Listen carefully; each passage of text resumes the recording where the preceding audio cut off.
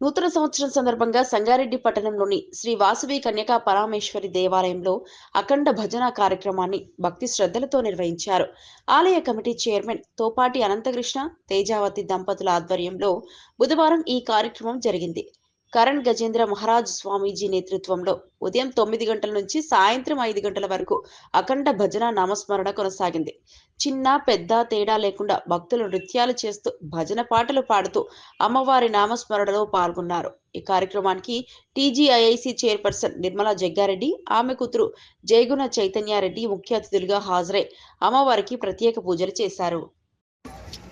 మహా అద్భుతమైన ఆలయం, మరి సాక్షాత్తు జగన్మాత స్వరూపమైనటువంటి వాసవి కన్యకా పరమేశ్వరి దేవాలయము ఈ సంవత్సరం 5వ సంవత్సరంగా విరాజిల్లుతున్నది. మరి 5 సంవత్సరాల పూర్వము ఈ స్థలము భూమి దాతలు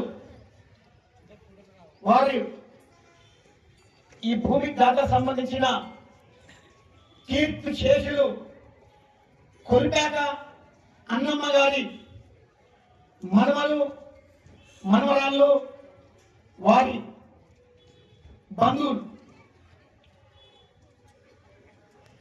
ఈ ఒక్క ఎకరా 10 గుంటలు మన స్థలానికి సుమారు 15-16 సంవత్సరాలు అయింది.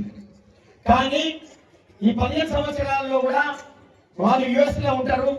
వీళ్ళు కాలేదు కాబట్టి చాలా సంవత్సరాలు, కొన్ని సంవత్సరాలు ప్రయత్నం కాలేదు. గుడి కట్టడానికి అంటే గుడి 15 సంవత్సరాల కింద భూమి ఇచ్చినా కూడా గుడి కట్టడం శురు చేసి 5 సంవత్సరాలు మాత్రమే అయింది. మరి ఈ సందర్భంలో ఒక 2 సంవత్సరాలు కరోనా కూడా వచ్చింది.